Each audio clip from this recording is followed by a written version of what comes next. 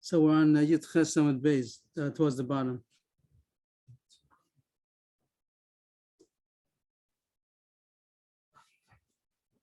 Okay. So the Mishnah within the Sugya Pesha Asa, that'll be for a while. The Sugya Pesha Asa, that is a migu that a person, if he wanted to lie, could have lied better. And the fact that he didn't, that shows that he's saying the truth. And therefore, Rishua, that's how the first Mishnah started off, would believe, gives Naamanus. The Mishnah in this case talked about the same Yisod, talking about witnesses that they verified their signature. I saw the word in our scroll is to authenticate. That's called the confirming the signature. And but they say that we signed it, but still the contract is not valid because either we were forced into it, or we were minors, or we were possible for other reasons. So it says that they believe because that person, they could have said that they could have not verified it in the first place, and therefore the star would not have been valid. They validated it, but they right away said that the signatures are valid, but the contract is not. So they believe. But if they were aiding about their signatures, that we have a verification, another way to verify it, like they do nowadays, everybody has a verification in the on their signature. So then they'd have no peshasa because we don't need them. That was the yesod that the Mishnah said. The Gemara starts on the bottom, about 7 lines from the bottom, 3, 6. Tan Rabbanan. So it seems to be that the Brisa says machlokus about this point, even though the Mishnah doesn't bring up Meir. Mishnah says that they have a peshasa, but the Meir still seems to say that they're not believed, even if the whole certification, the verification of the signatures is from the Edim's own mouth. So the they have a peshasa. They could have said they could have not verified it. And now that they're verifying it and saying that there was something wrong because anusim, katanim, still they're not believed. So Mary seems to be the chiddush. Mary seems to argue on the Mishnah. We don't know why.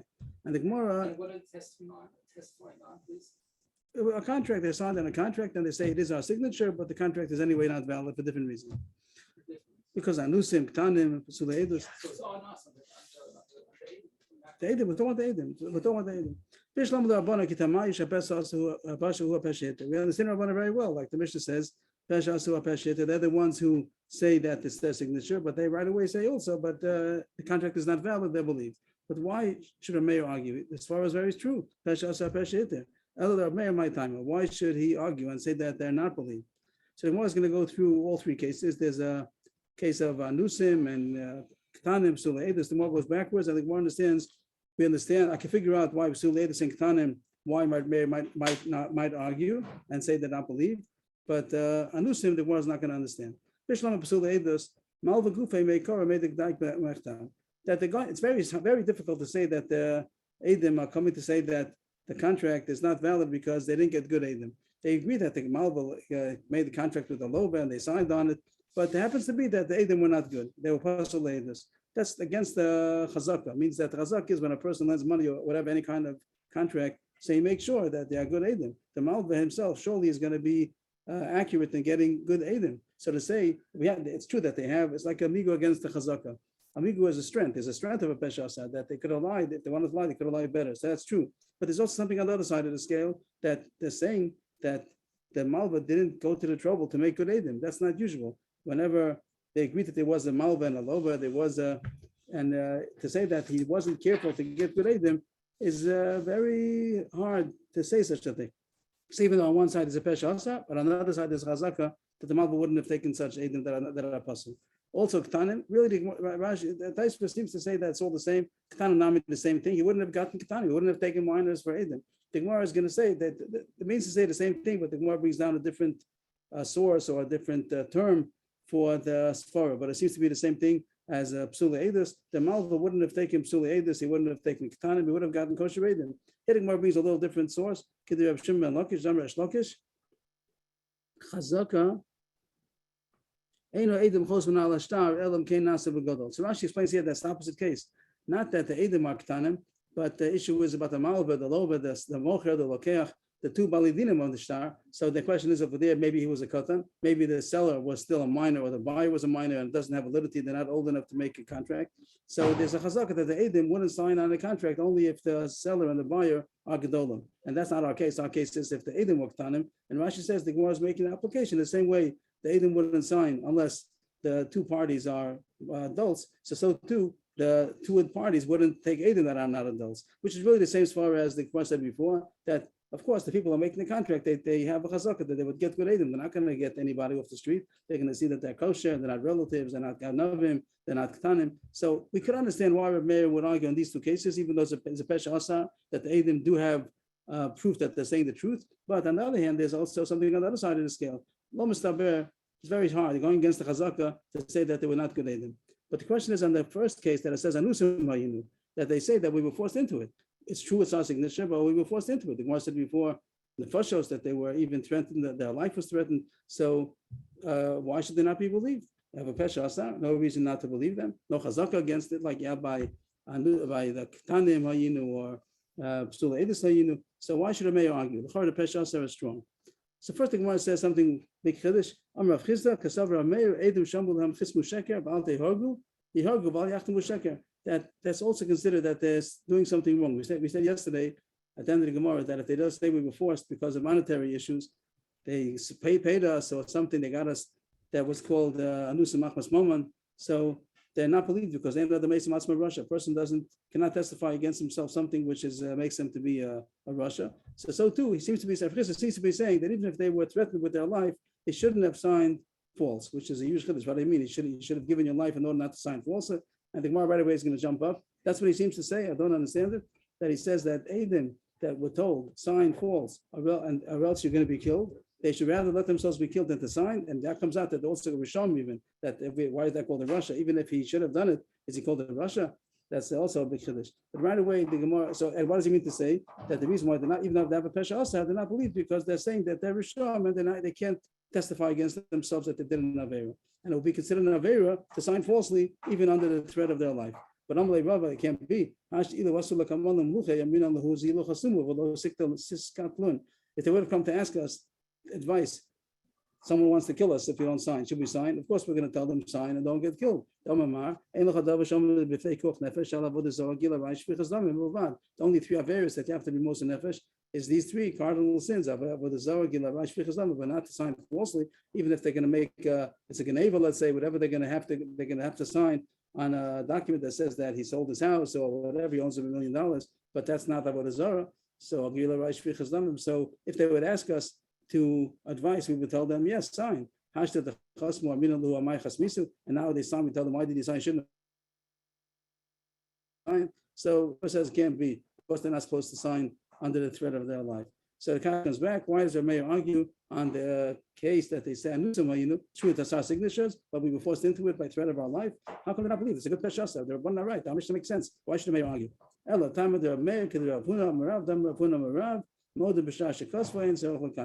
So the Gemara is saying in Ukimta, a case to explain Rav Meir, he doesn't argue in every case. He only argues in a case where the Loba himself agrees that it's a true contract. Means still we just spoke about the means the Loba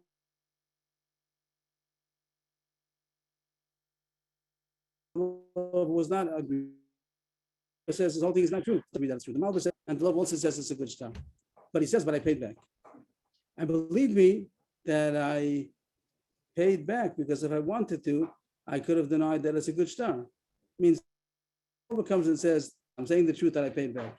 Because if I wanted to, let's say there are no Eidim, there are no Eidim to be Mekayim. There are no verification. The Loba comes and says, I'm going to verify it. It's true.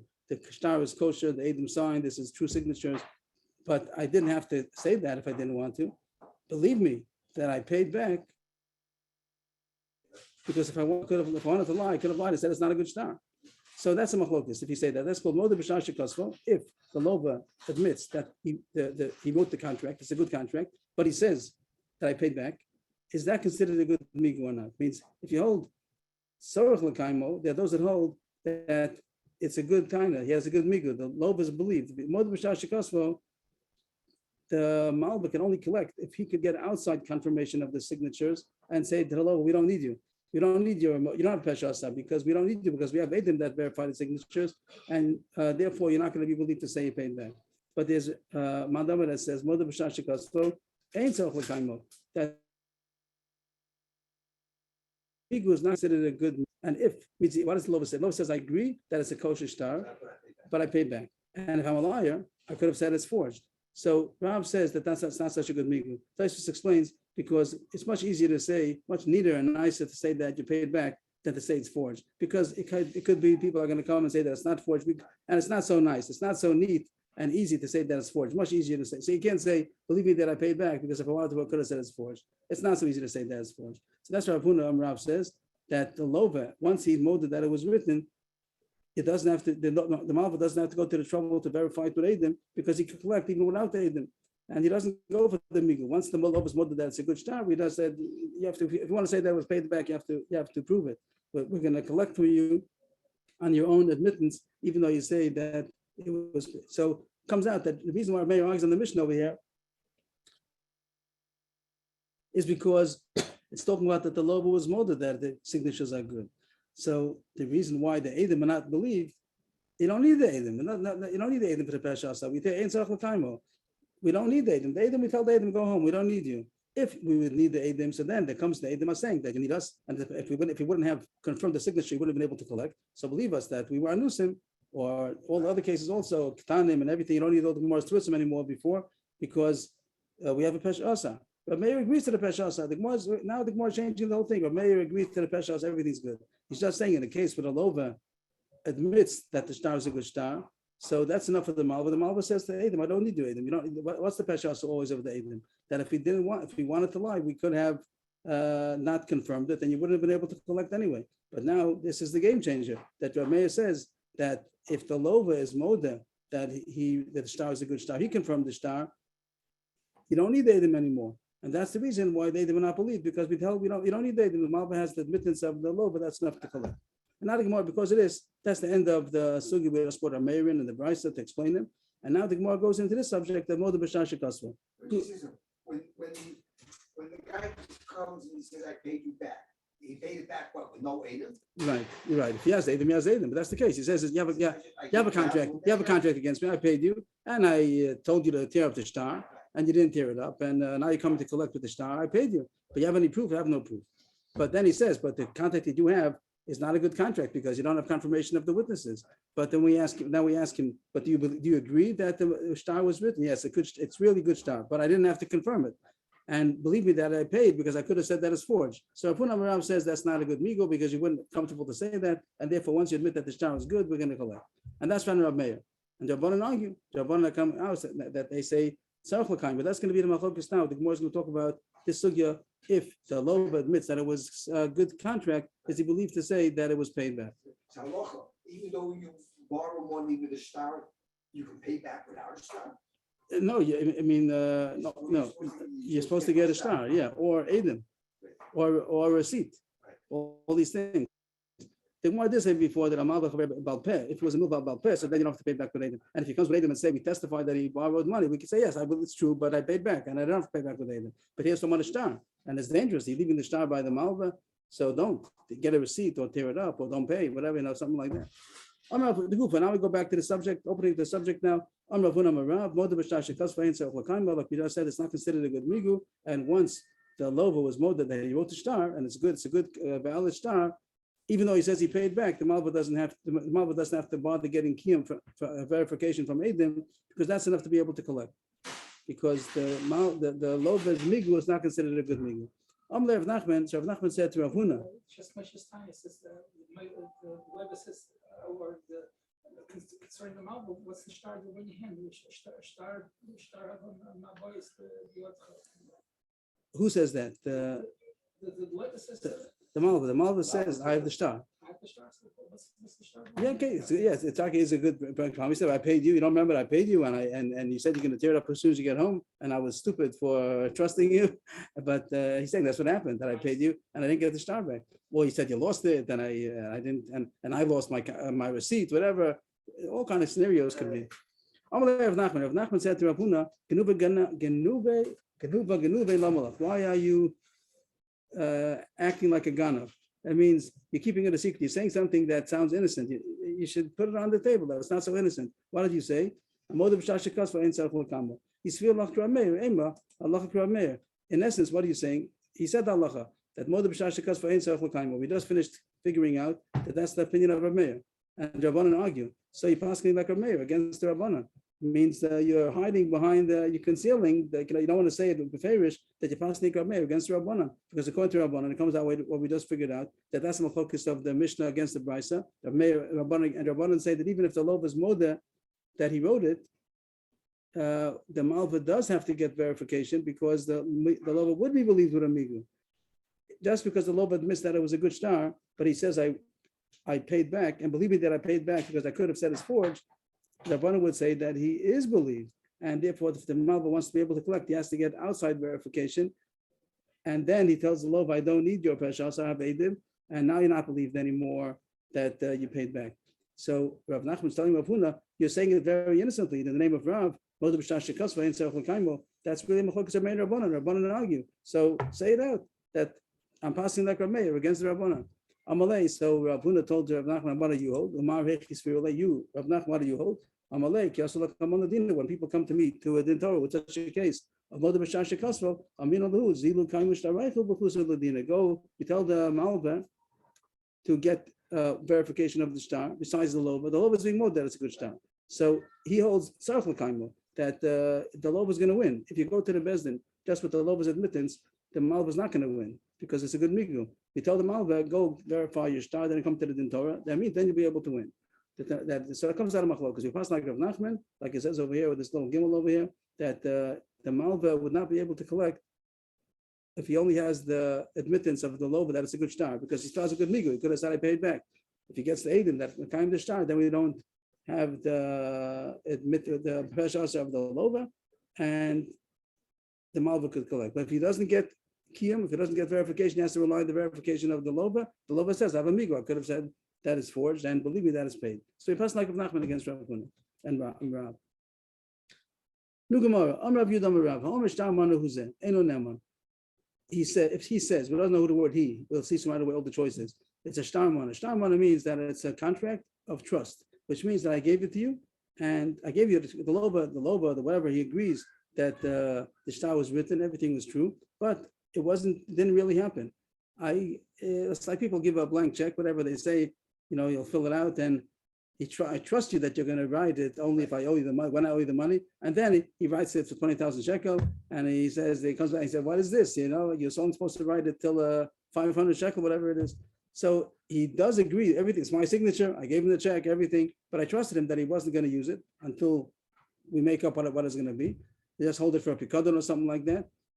And he comes and says, it's a true document, but I gave it to you on trust because it really didn't happen. The transaction didn't really happen, and I don't owe you any money. I don't know money. He's not believed. So that's the statement that Rav Yudam Rav said, but the Gemara doesn't know what a statement means there. The Gemara is going to try to figure it out. The Kamaraman, who's the one who said it? Who's the one who says it's shtar mana? Elaim with the Kamalova, Shita, Kol Kamine. If it's a regular contract that says the Lova owes money, and the Lova says it's true, everything was right, but it wasn't the transaction didn't really happen. He didn't really lend me any money, even though it's written in the contract, and I gave him the contract, but I told him to hold on to it to a day when I'm going to have to borrow.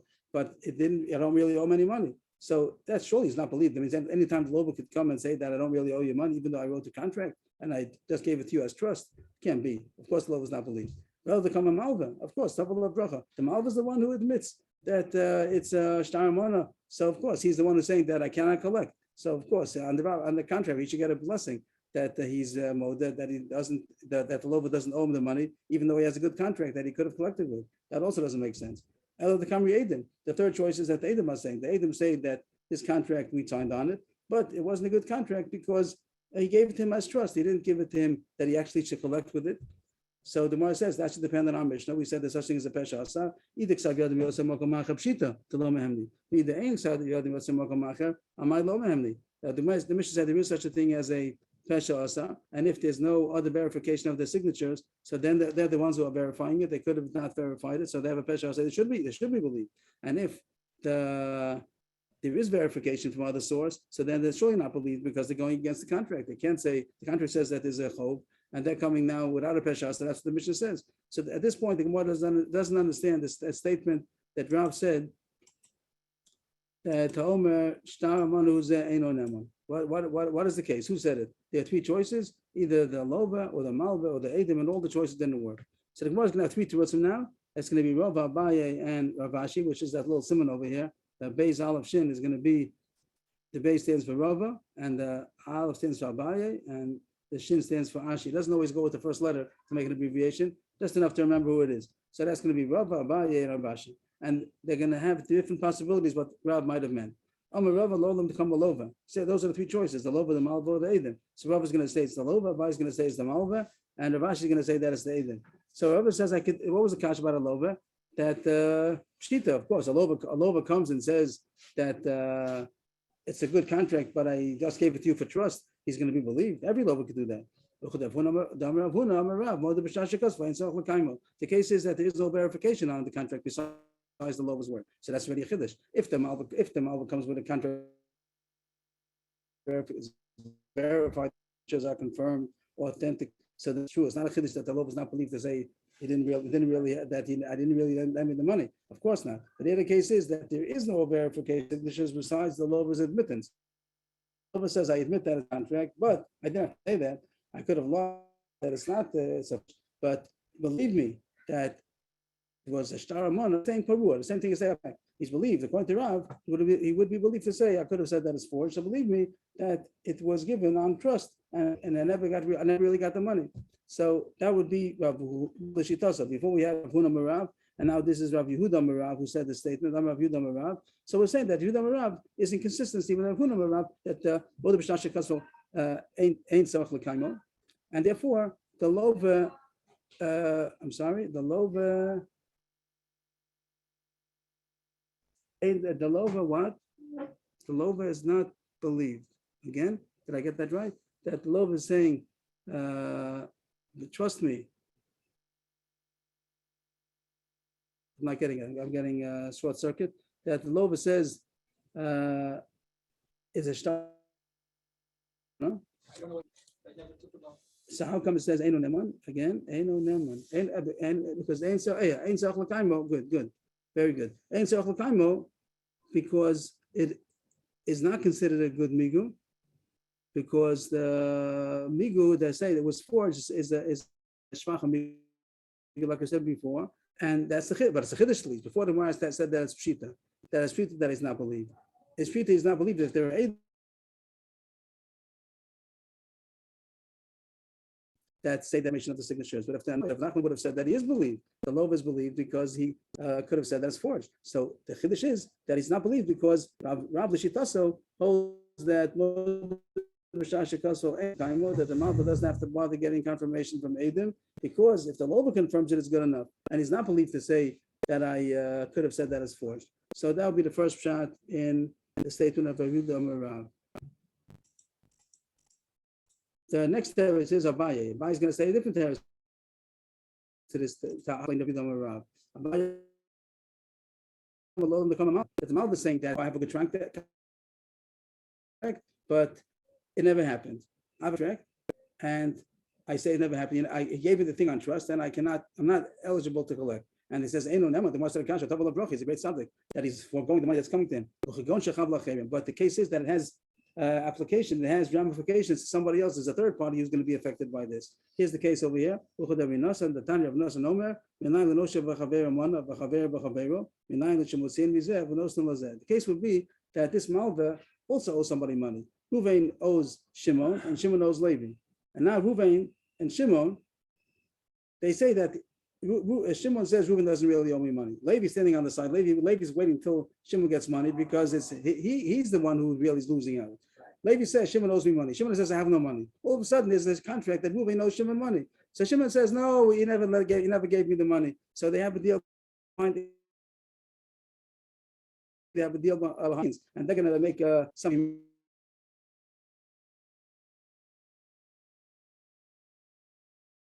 And both of them are going to say that they leave to forego the loan on the cheshbon of Levi, and that's the chiddush of Rav Nosson. Rav Nosson says that if Reuven owes Shimon money and Shimon owes Levi money, so we could go. It's my business, so Levi can go to Reuven and say you owe me money. You don't have to go through Shimon. So therefore, Shimon does not believe to say that the loan never happened. How do you know that if Reuben knows Shimon and Shimon knows Levi, that Levi could go to Reuben, Shimon Reserve and Osan Lezev, we go direct from number 1 to number 3. You should give to the one that he owes the money to the one that he's guilty to. That means the one that the top of the line, not only the immediate malva, even the malva of the malva. So that's the case where the malva wouldn't be believed because it's going to have ramifications on his malva. That would be a pshat to say in Rav Yudam Rab's memorah about the malva not being believed, to say that that the transaction never happened, even though there's a contract. And Rav Ashi Amar lo the Kamri Eidim. There is a case that the Eidim also not going to be believed, and we asked the kasha that the Mishnah says depends if it's a pesha asa. Is there verification from someplace else or not? And if there is no verification, they should be believed. If there's no verification, then it's treated that they're not believed.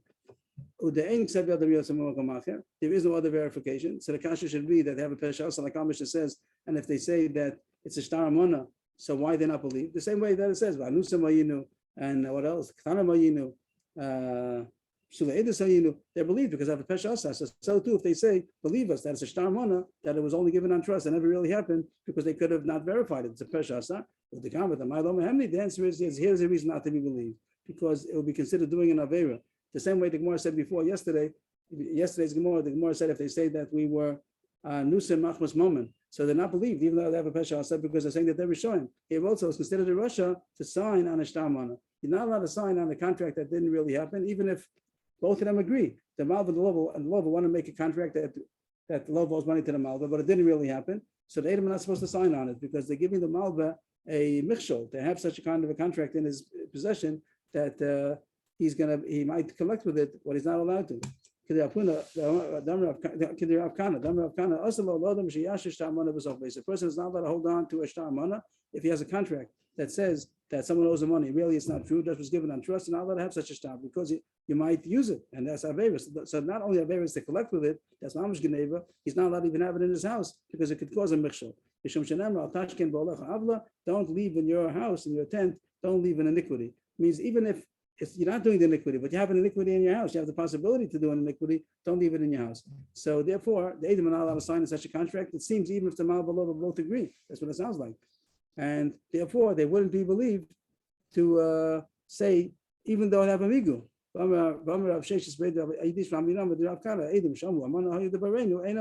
It comes out from this halacha that you're not allowed to have such a shtar, that if Edom say that we signed on a contract which really never happened, they're not believed my time.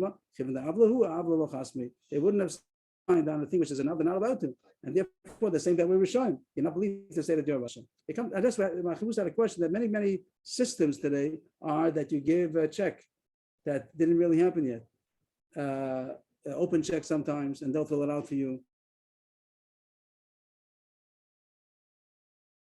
Head check. Or post-dated check. Why is that not included in the shtar mana? That's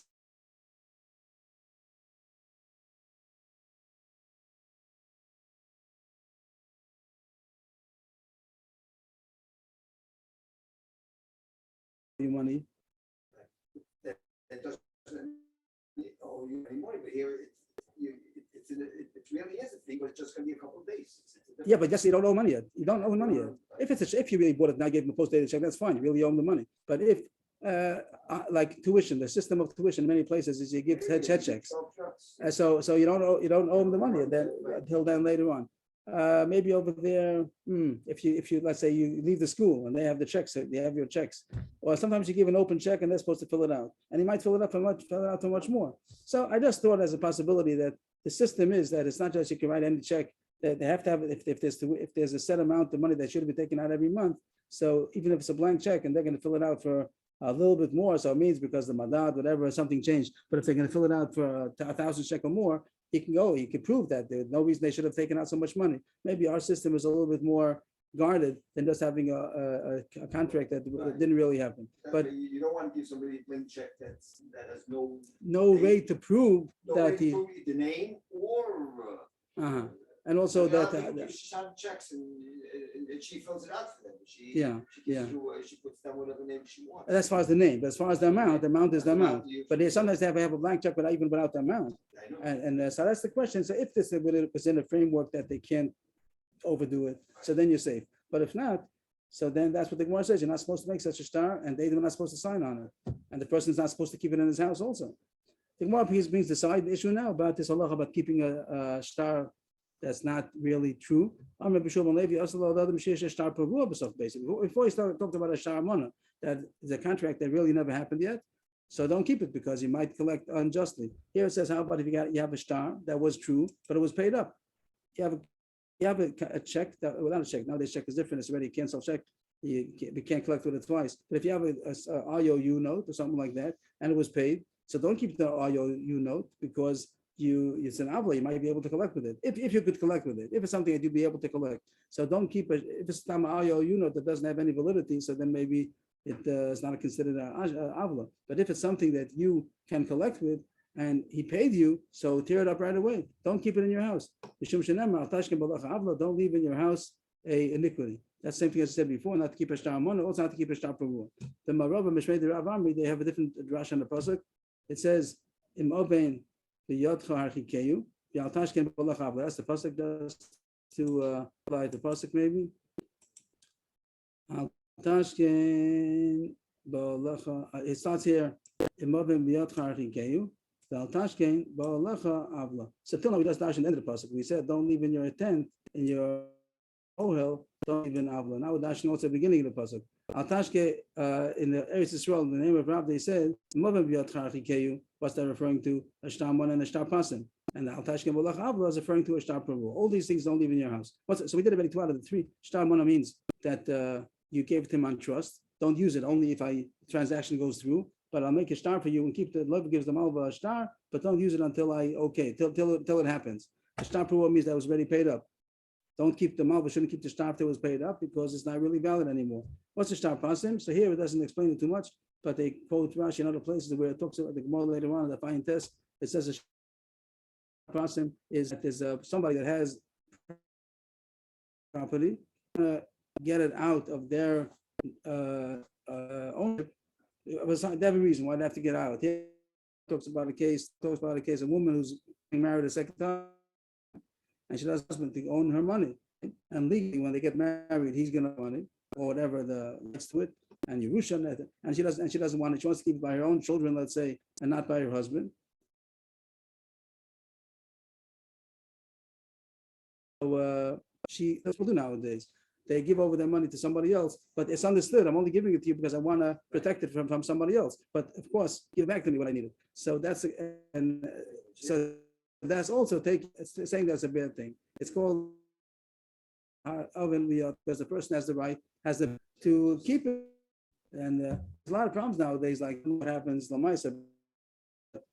sometimes people because we want to get their name because they have all kinds of tax law inheritance taxes and things like that.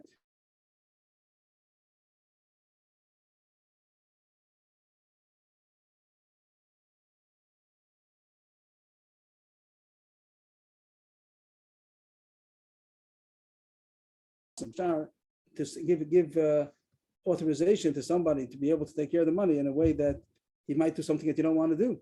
So that's pointing out that there's a sugya about a shtar mona, shtar pasim, and a shtar parua. So there's don't keep these things in the house. Shtar mona means just gave it on trust and really didn't happen yet. Shtar pasim means that he's giving away the money, understood that just holding it as a legality, but give it back to me when I need it. And shtar parua means after it was paid. So don't keep the shtar anymore because you might collect the second time. Says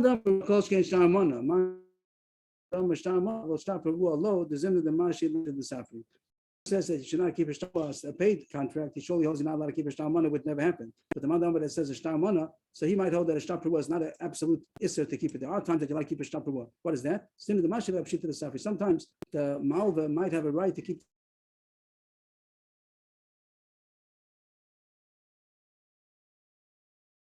you get paid for the contract. So the loba has to pay for the sofa, has to pay for the contract. The loba is the one that has to pay for the contract. Sometimes loba doesn't have money. He doesn't have any. He's borrowing money and even needs money to borrow the contract. He doesn't have money for the sofa to pay for the contract. So then the malva says, I'll lend you that money also, but you have to pay me back. So even if the loba paid back the initial loan, but he says you didn't pay me the $5 for the contract. So the malva is allowed to hold on to the contract, even though it's already paid back, just as like a mashkon, to make sure that the loba is going to pay him back the $5 that he owns for the actual contract. So there is a case where the malva is allowed to hold on to the shtar perua. He should make a note for himself that it was paid. He should make a mistake himself, but that's not considered an avla because the loba didn't pay for it. But the star that never happened. So it's just hold on to it. You're not allowed to hold on. Because it's not true. I think hold on to his father's payment, holding al tashkin balach havla to something else we learn out of there. Itmar sefer shenemuga. You have a sefer like a sefer Torah that has a mistake. Are you allowed to go to a sefer that has a mistake? Which is not corrected. It's not.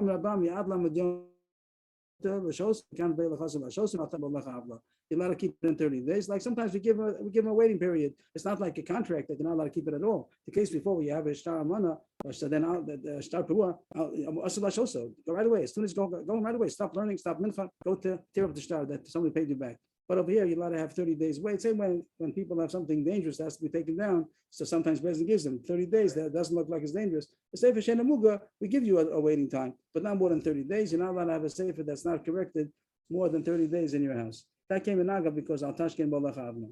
The Gemara continues a couple of more sugyas about these kind of contracts that are being claimed that they're not valid, not because they were forged, but because it was a parua or it was a mana or it was a pasim. So here the Gemara continues. This is what we spoke about, that the Eidim that say that we wrote, it's true that we wrote it, but it was only given on trust and it never really happened. The transaction never really happened. They're not believed. That's how the more to set on top of the page, because they make themselves rishon. Since you're not allowed to do such a thing, you're not allowed to do a shtamana, so the Malv is not allowed to keep it, they're not allowed to sign it. So they're not believed because they're saying that they're rishon. The same way if they said anusim mayinu machmas mama, they're not believed. So too, if they say I want to eat the brand, they're not believed because they're making themselves rishon. How about modo? How you do arenu? What does modo mean? Modo means that they say that the mocher, let's say there's a sale, a case of a sale, and they're called in to sign a contract that Reuben is selling his house to Shimon. And Reuben tells them on the side, when they have a chance, he tells them on the side, I'm being held by gunpoint to the sale. I don't want to sell it, but they're forcing me into it. So he says, also, so the Eidim come and say, we signed the contract, but you should know that Malchus Baruch told us that he's being forced into it. Also, Einam they're not believed because we'll see in a second. I don't know if we're going to see. The Gemara is going to soon say, should they sign on it or not? The first case, I'm going to know they shouldn't sign on it. You're not allowed to make a shtar on it, so don't sign on it. And if they say we signed on it, they're making themselves rishon. The Gemara seems at this point also to say that they shouldn't have signed on it. If it's not a true contract, so don't sign it. But my Rabashi Omar, I agree to you. I'm not like you said, because they're not allowed to sign on it. And if they say that they did, so they're saying they're rishon. You're not allowed to do that. They're not believed. But that's how we pass in. My timer, I need to likase if I loan it in likase. The one about the shtamana is not allowed to be written. There's us for them to write it. So that's why they not believe that they wrote it. They're saying they didn't have area. But how about this case? That the mocha tells them, I'm being forced into this. Are they supposed to sign it? So he says, yes, they are supposed to sign it because they're helping him out. This way, right? So what's he supposed? If they're not going to sign, they'll get somebody else to sign, and so and they'll get Adim, and he's going to lose his house. So sign, and then go to Bezdin and tell them that it was wrong. So then they'll be believed. If there's the Pesha Asa, here Rashi says anything about Moda Nita le'edim lichtov kedeshtar kedei lahatzil ha'anas ma'onso, that the Edom are allowed to write it in order to save him. He's being forced into it. This way they'll be able to. He showed Rashi before everyone. So he showed us. He proved to us how he's being forced into it. Or else every morcha could make a trick on the side. But the Edom say that he proved to us how he's being forced into it. He kanubo. So then they are allowed to sign it in order to save him, and they're not making themselves rishon. As long as they have a pesha, they would believe to invalidate the contract. One more sugya. That was about a tanai. It means it has two more parts to it, but it's one thing called the tanai. The case. They say that the condition, the star is true, everything is fine. It happened, and we was at Adim. There was a condition. It was an unwritten condition. Let's say he sold the contract is a sale. He says that he sold it, but there's a stipulation that was not written. It was a verbal stipulation, and it wasn't written into the contract. So are they Adim believed to say that? Again, all these cases are going to be Shasa that are signatures, but you should know there was a Tanai. Mahu, what's the law over there? Are they believed with a Shasa?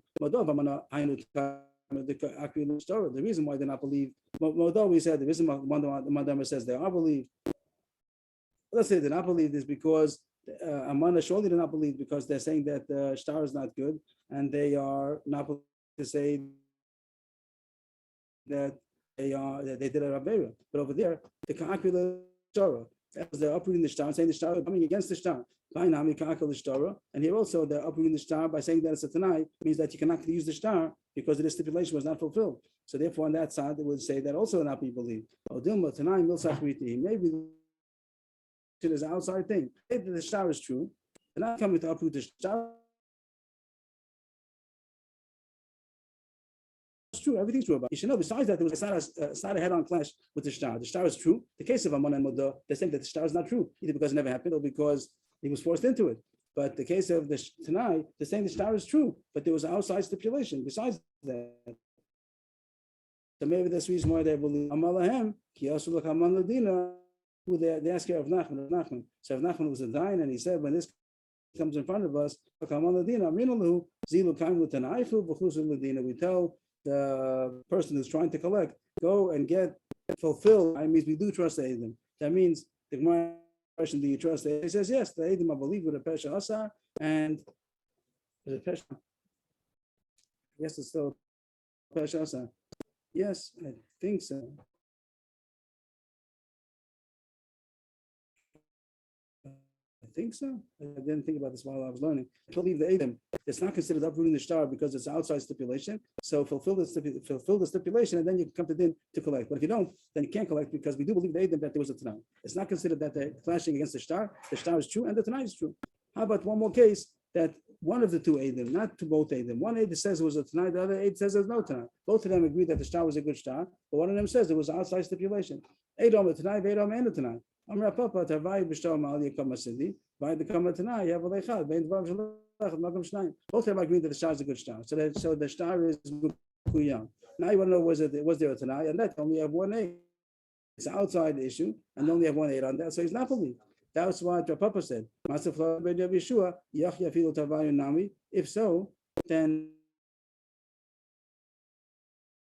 also not. Why should both of them not be believed? So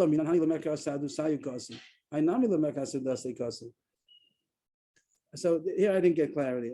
Maybe I'll try to do this more again, Matzah Shabbos, if I get any more clarity. But here the Gemara is saying it's something that's in between. It's not mamish clashing against the star, but it's not mamish considered an outside testimony. If it's considered an outside testimony, I think Rashi says something like this.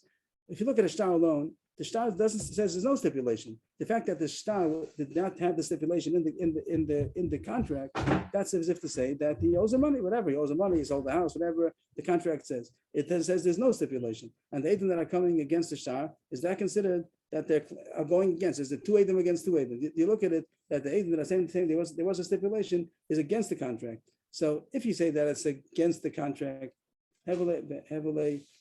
I didn't read the words even. The contract, once the contract is, so it's as if the contract is no tonight. I didn't. Words. I had to come up. Both of them say and only one. That's just saying that there's only one aid. It says that it's one against two because the ones that are in the star is as if they're saying there's no tonight. And he's saying there is a Tanai, so it's one against two.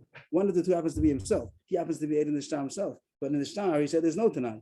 That's as if it says there's no Tanai. And now he's going to say a Tanai. It's one person against two. So Papa said, if you consider it mamish that it's a clash with the star, then even if it would be two against two, even if two of them would come, this contract you're saying it says that there was no Tanai, and they them saying there is a Tanai.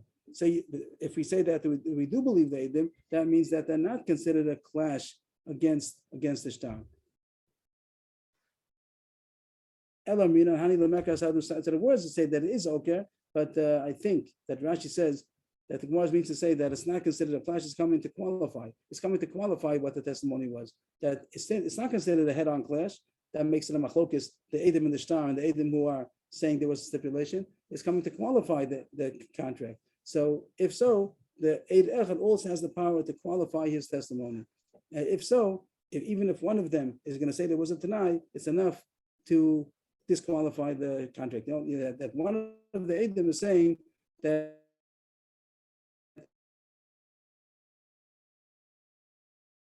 it's only good fulfilled. I think that would that the Eid is believed is testimony by saying that there was a stipulation which wasn't fulfilled. And it's not considered that's considered one against the two because they're only qualifying what they said. They're not clashing with what they said earlier. So I'll count for today, a little bit earlier than usual. That's how I was able to prepare. So, Bez Hashem, Motzei Shabbos 9:30. Looking forward, Bez Hashem. Thank you. Have a good Shabbos, everybody. Chodesh Tov. You allowed to cook your notes today? I think no. I'll check it up now if you want. Yeah, please. Shabbos. Good Shabbos, everybody. Thank you. Have a good Shabbos, Rabbi. Chodesh Tov, everyone. Have a great day. Thank you.